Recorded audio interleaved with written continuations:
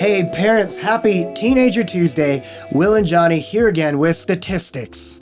Who's ready for some statistics? Let's go. If I know parents driving in your car on your way home, you're like, you know what? I would like to hear Will talk about statistics. Right. If you haven't been with us, hopefully this has been helpful and applicable. But we're talking about Gen Alpha research that is done by One Hope and kind of doing a little bit of picking and choosing and saying like, hey, we think this is important for our parents to know, for us to think about.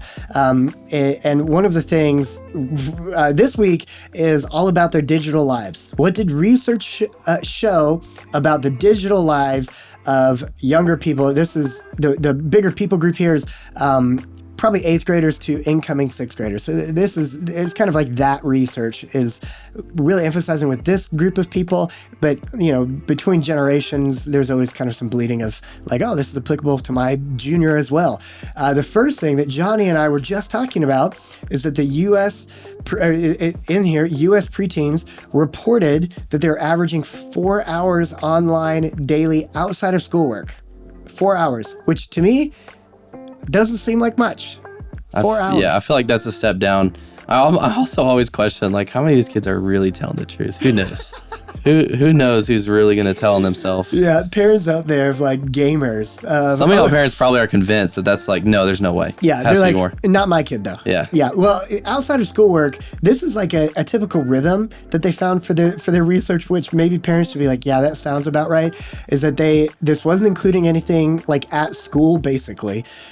Between classes, maybe it would include, but they took this typical rhythm of a nighttime rhythm at home with these students, middle schoolers, teenagers, is 3 p.m. get home from school, 3 p.m. to 5 p.m. they're online, and then an hour break for dinner, because a lot of families do no screen time at dinner, and then basically online again, not really the whole time until bedtime, but roundabout. Because there's probably some homework sprinkled in there, or like, hey, you have a chore to do. But it's really like, oh, they have schoolwork and they come home, and for 4 hours of nighttime, it's being online, which in this research it showed from the students that answered it, 97% of the boys gamed every day. 97%. 97%. That It's safe to say that's all of them. Yes, 97%.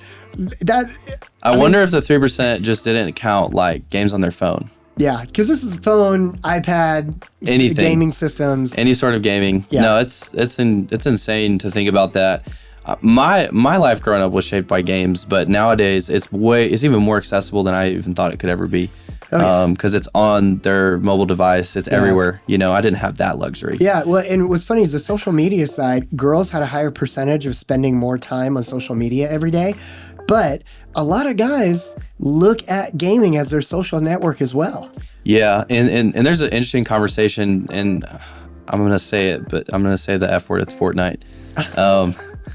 It's a big deal, and it's not going anywhere anytime soon. Yeah. But there's someone who is pretty adamant about helping parents understand that Fortnite's it's technically a social media because there's social events happening through the platform. It's not just playing the normal game anymore, but they're hosting and facilitating and really creating culture from the epicenter of a console. Yeah. Which a lot of people, maybe parents, you haven't thought about that. But it's not that gaming is downstream from social media. Really, with the Fortnite gaming events, it's almost like any sort of event that we'd see in pop culture. It's a really big deal. Oh yeah, I mean the number one social media platform that this research showed that young people use is YouTube. Right, where YouTube's even king. parents aren't even thinking about it being social media, but it is. It's a social media platform. It's engagement. It's people create, people post, and YouTube was slightly higher in boys than in girls. I'm going to attribute that to gaming because people can watch replays. Actually, at the Frisco East campus a few weeks ago, a middle school boy, I was helping with a 6th grade small group. The middle school boy showed me his YouTube account. He's like, my parents let me post finally, and look at this one. It went viral. He had a post of him gaming in Fortnite. It had over 200,000 views, or almost 200,000 views on YouTube. On YouTube. Wow. On YouTube. Yeah. This video of him gaming. So and YouTube is the second most used search engine outside of Google. Oh yeah. Yeah, it's incredibly. Oh yeah.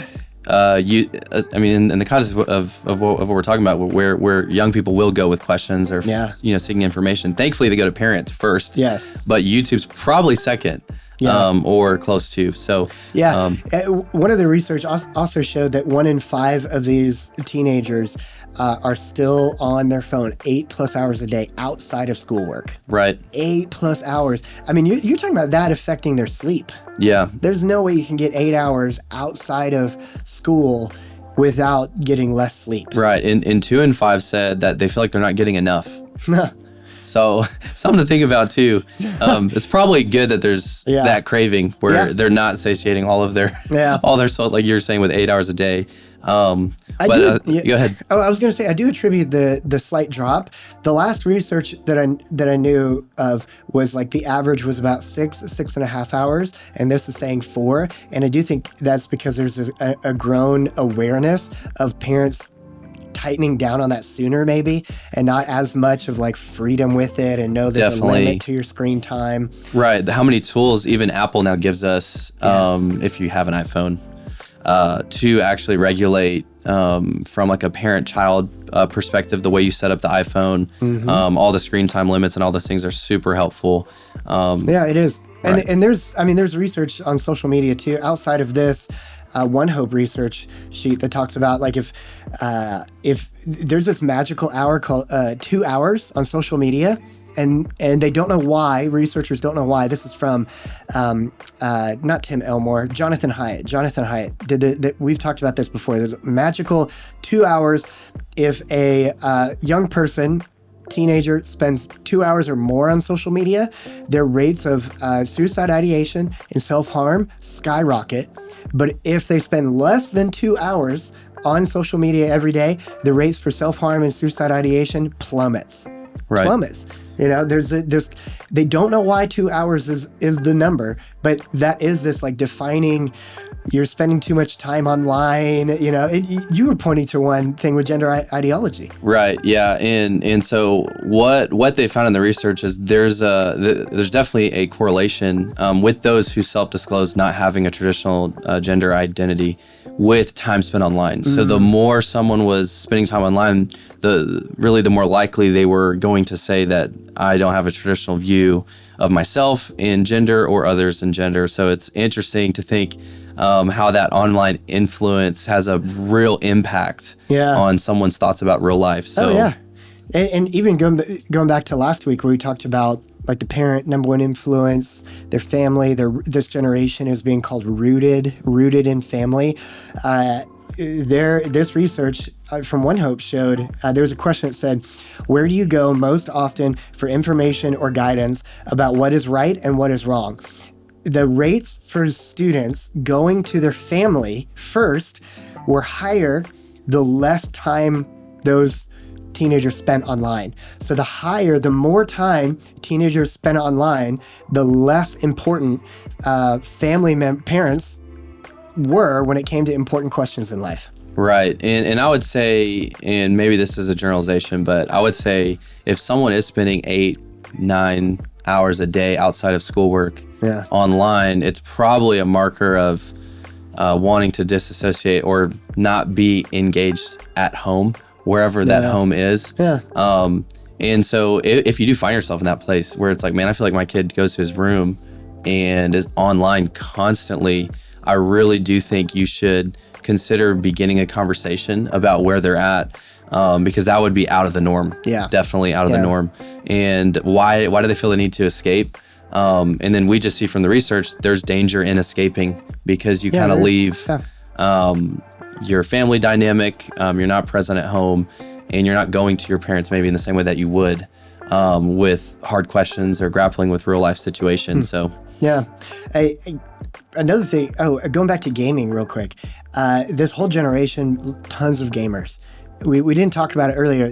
Guys are 97%. I don't have it pulled up, but the girl number was surprising to me too. I think it was like close to 7 in 10. Girls say that they do some kind of gaming every single day. Like, I don't know what the gaming constitutes as. I know my retired mom plays on her little iPad every day. Right.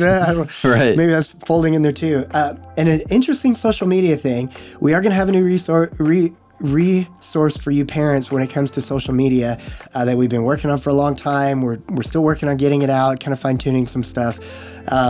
But the social media, I believe it was TikTok, now it has an age restriction. To overcome that age restriction, it starts as a default. Parents have to, I believe with iPhones, parents have to there's automatic screen time restrictions, age restrictions that parents have to override now if that person is a minor, which is good. I would still personally, I would encourage parents, delay as much social media as possible, especially TikTok, Snapchat. I would just say not to do Snapchat at all, but that's my thoughts and opinions. So definitely agree. And so that what it says is girls 82% game every day for at least an hour. That was more than I thought. Yeah, so 82%. Everyone's gaming. Everyone's gaming. Life's a game, and it's tough to navigate. Parents, remember, you can do this. You're not alone. God is with you, and so are we. Have a great week.